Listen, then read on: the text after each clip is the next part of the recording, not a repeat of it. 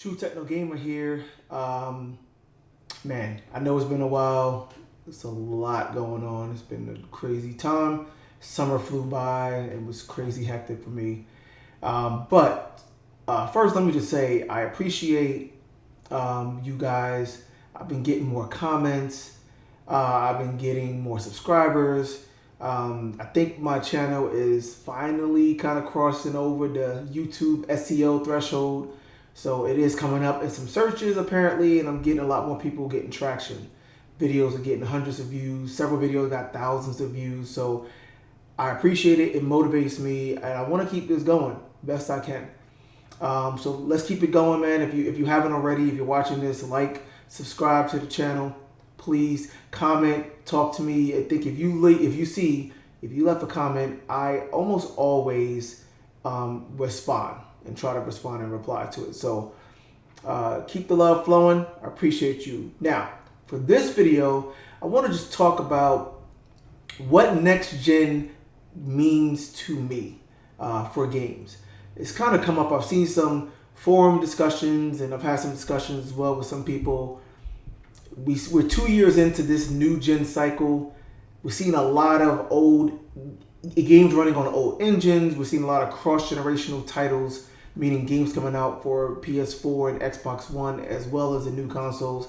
We haven't really seen that big blowout, wow, this is something that could not be done before, something that we've never seen before, and something that really shows a true evolution of the state of the art in gaming. We haven't really seen that. We've seen some glimpses of it here and there, but we're kind of late, man. It's almost 2 years in. But it spawns the question, like some people say, oh, this is next gen. We have plenty of next gen games and whatever.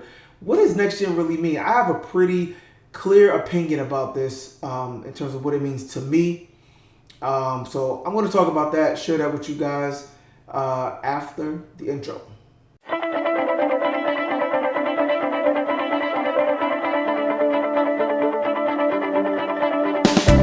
Next generation at this point, for this generation, really means that enhanced I/O, right? And the enhanced bandwidth that the I/O gives. That's, to me, the biggest part.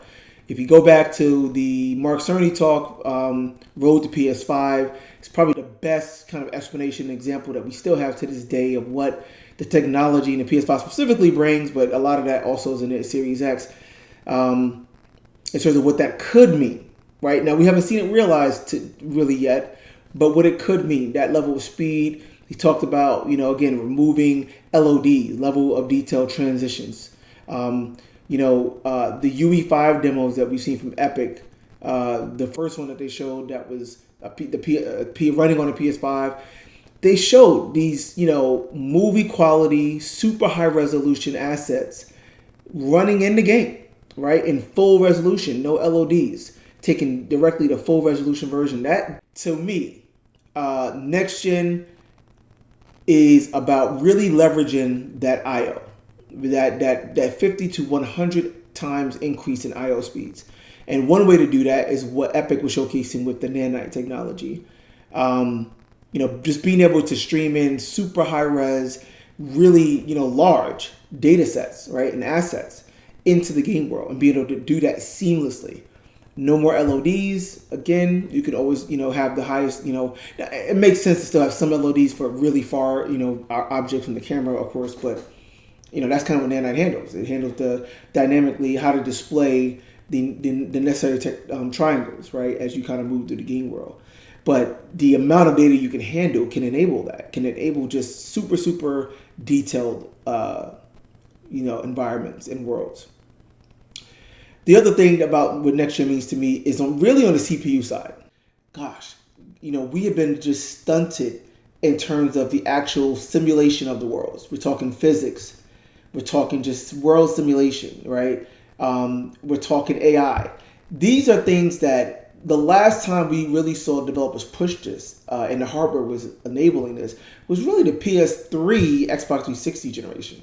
If you think back and look back to some of those games that came out then, especially on the PS3 side, we saw, the Cell, right, the vaunted Cell processor, which did have a gargantuan amount of processing power relative to what, we were used to in terms of CPU processing. it was able to do a lot. And we saw that even with the launch games, right? With games like MotorStorm, if you remember, the real-time mud deformation, you can be racing in that game and literally write your names with the cars in the mud, right? And it would be persistent, and it looked really good. And if you notice, the subsequent MotorStorm games actually removed that. Similarly, Killzone 2 had great destruction. And you got in firefights, you saw columns break apart. You saw permanent decals of bullet holes in the walls, and things were fully destructible. And the animation and the fire physics, and there was a lot going on in that game in terms of the simulation of it all. And we saw that get scaled back with even Killzone 3 on the PS3.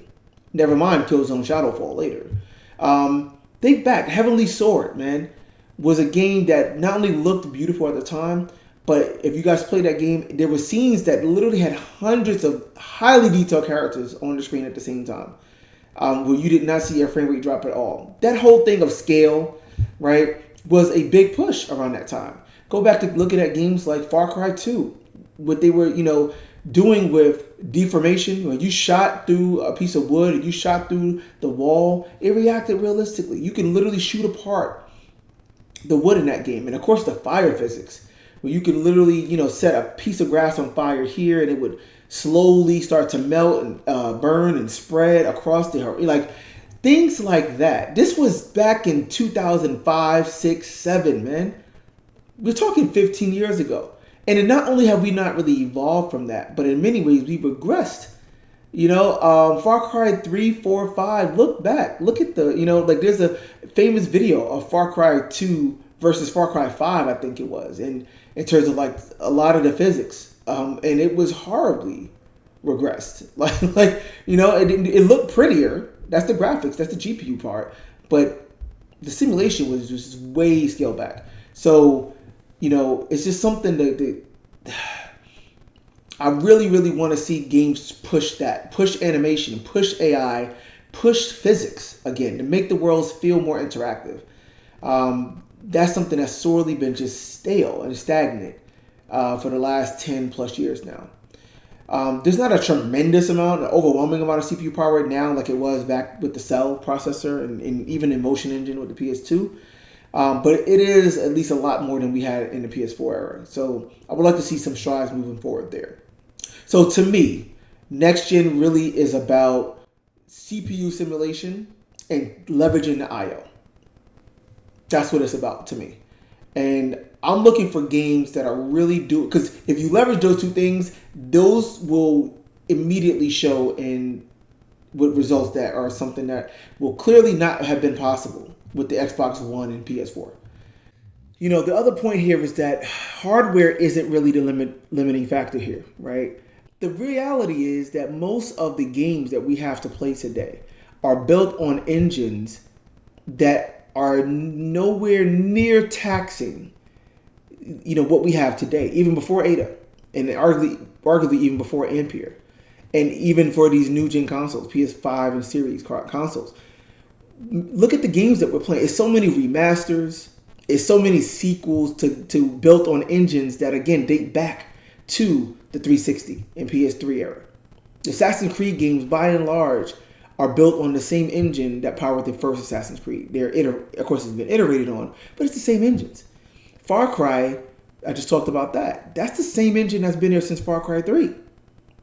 Also, back in the PS3, Xbox 360 days, we saw Battlefield 3, which again was pushing the destruction, right? This interactivity where you can shoot anything and everything will crumble. They called it Levolution. They even had a marketing term for it. It was the big push.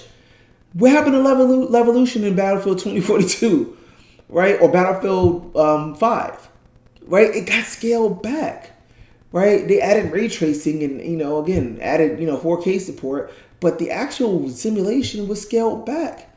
Battlefield 3 and 4 were the highlights of Levolution. And then they kind of was like, we don't have the CPU power to really push this more. We wanted to work on the PS4 and Xbox One. And they scaled it back. We remember what happened with Assassin's Creed Unity, right? The trailer before release, that pre-release trailer. What we saw with hundreds of people in the crowd that you can go through. And we saw what happened with the game when they tried to release the game. It had a ton of performance issues, it was struggling, especially on the consoles, but even on PC it was struggling, right? And they swore it wasn't because of the crowd size, Ubisoft, but it clearly, it was a CPU related issue that, it just couldn't handle that level of simulation, which is why Assassin's Creed Syndicate and every Assassin's Creed after that have never tried it again. They've expanded the world, which is like a RAM thing, but the density of the worlds actually went back, right? It went a step backwards. There, Watch Dogs.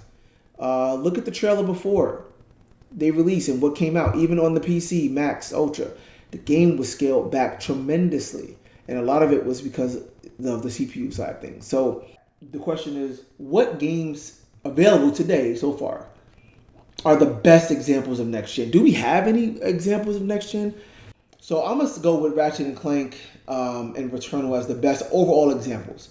Now, Ratchet & Clank, to me, is the best looking game to date that I've ever seen. The sheer detail in that game is still amazing. It's astounding. If you go into photo mode and just look at anything, look at, zoom up close, look at the ray trace reflections in Ratchet's eyes, look at the little, lightning bugs floating around and zoom up in on them and see how detailed they are. Everything about that game from a visual perspective is just absolute top notch. The materials, the shading, the lighting, everything. Then combined with the fact that the game actually does feature ray tracing, and it features it pretty liberally with great performance. The game has a dynamic 4K 60 hertz option with ray tracing that looks absolutely, great. Of course, you could look at, and analyze it, scrutinize it in photo mode and see, the resolution of the reflections aren't really that high, and but the way they implement it in the game is very convincing, because in the scenes that they implemented, it just looked great. I still look at that game and I'm just like, wow. Like, that's the only game from a pure visual standpoint that wows me. But I would give it the nod as an overall next-gen experience because it has great haptics with the DualSense. It has great audio as well with the 3D audio. But again, it has ray tracing used. To me, it's probably the best, one of the overall best on any platform, but definitely the best implementation of ray tracing in a console game to me. But then, what it does with the SSD, of course, with the whole instantaneous world switching, which they actually incorporate in the gameplay, which is awesome. And this is pretty much a launch title. So this is what they were able to do right off the bat at launch. Hit a crystal, literally load in an entirely different world in the span of a second on screen, and be able to do that in the middle of gameplay. That's where you're like, wow. Gives you a glimpse of what's possible. Now, granted, they already said they're barely taxing the PS5 I/O. They're barely utilizing the SSD. They're not even barely using a gigabyte per second. It's much less than that, right? So there is so much still room for growth and room to leverage that. But what they're doing with the instant loads and how they'll be able to stream, these worlds that already are as detailed and look as good as anything else out there. Amazing stuff. It is the pinnacle next gen experience available today still. But right behind that, I would say Returnal. Now, Returnal doesn't immediately strike you visually from a graphic standpoint, but what they're doing in that game, again, the entire package, and this game does a lot more with the simulation part of things. You can tell they're pushing the CPU. It feels just incredible to play. It's incredibly fluid and smooth. 60 hertz, refresh rate. Almost no drops, but it feels really good. What they're doing with particles in that game is just insane. The fluid simulation, the fluid dynamics, the animations, again, and all the particles combined with the atmosphere, the art. It's one of the absolute best sounding games, and one of the best examples of 3D audio, whether you have a headset or a sound system. Try it on the PS5. It's incredible. The haptic feedback is incredible. So put it all together. You're playing that game. That is not something you have played or experienced on an Xbox One or PS4, any kind before. Those are the two best next-gen experiences so far. But yet, as I said, neither one of them are really pushing what is possible with even these consoles. Never mind, a Ampere and Ada, GPU. We have some catching up to do, right? So let the software catch up, let the developers catch up, and figure out how to leverage the awesome technology and the awesome processor power that's already in these consoles at 10 teraflops roughly. Never mind, pushing 50 plus teraflops, right? Those are the best examples, man. Let me know what you guys think. There's other next-gen only games, not many. We're going to see a lot more coming in 2023, which leads me to my last and final question for this video. What do we have to look forward to? What are some of the best next-gen experiences that we can look forward to in the next year or two, at least? Next year, we're going to see an influx of new-gen, I'll say, only games. Right now, there's at least like 40-plus games that are announced that are only coming to PS5 and or Series X. No more PS4, no more Xbox One, right? But when you look at the list, a lot of those games, again, are built on older engines that aren't really doing anything. They're not pushing anything. Or there are a lot of remakes, right? There's a lot of sequels. Again, sequels that are based on games that were already existed and were built for, again, older engines. So an example for that would be like Final Fantasy VII Rebirth. Maybe, I hope to be wrong, we haven't really seen it, but you would think it's pretty much using the same engine that was Final Fantasy VII Remake, which was again intended for PS4. That's just an example. Spider-Man 2 is probably, I think, one of the best chances we have to really see what the PS5 in particular is really about with that I/O and everything. A lot of the design for PS5 was around alleviating bottlenecks that existed on the PS4, a lot of which was driven by the development of Spider-Man on PS4. And that's not a secret. So a lot of things with the I/O in terms of being able to, in SSD, Cerny talked about it. Spider-Man having to replicate a lot of the assets, which used up a lot of space in memory, and used up a lot of, space on the hard drive. The speed, they had a internal demo of the speed of Spider-Man swinging. That's limited by how fast they can actually stream the world. And on the PS4, they can't do that. But so mind you, a hard drive on the PS4 is like 50 megabytes per second limit. Again, now we have 100 times that with 5.5 gigabytes. Really more if you account for the improved compression. Guys, what that could look like if they really, in Insomniac also, you got to factor the trust factor is there with Insomniac. They are just the truth when it comes to developers. So, man, what that can look like in terms of how fast, Spider-Man can swing and move, what the scope of the world can be. We was limited to Manhattan. Why can't we see the other boroughs in New York, potentially? At least, Brooklyn and, whatever. I mean, we could. The level of detail in the world, right? The world could be bigger. You could traverse it faster. Everything could be more instantaneous. But the detail, the density and the detail should also go way up. The density, how much objects are in there. So that to me is the main one to keep an eye on, and was my main hope for a true next-gen experience. It's supposed to come out 2023 from what they said before, but not be surprised if it gets pushed like everything else. I'd rather them get it right. I'd rather see them push it. But if it comes out in 2023, God bless them. Forza Motorsport from Microsoft, we've seen the latest trailer. They're clearly trying to go in on the latest tech. Most of it, obviously, is just for graphics. They talked about how detailed the world is now. And obviously, they added ray tracing, and they want to have ray tracing in the races. But I think that ultimately, that's going to be a nice, Forza always looks great and, does a lot with the technology that it has available to it. So I think that will be a cool demonstration of next gen for racing, for sure. We'll see what that comes out and looks like. I think Starfield, I'm going to mention Starfield. Starfield is something that, again, has been in development for so long. It clearly was initially designed with the PS4 with the Xbox One in mind. The biggest thing with that game is just the sheer scope of it. I do hope they leverage like direct storage on the Xbox and can make like the transition from worlds, pretty seamless. That would be awesome. We haven't seen that, so I don't know if that's going to be the case. Maybe they can do cool thing with streaming to make the worlds look, that much more detailed. We'll see.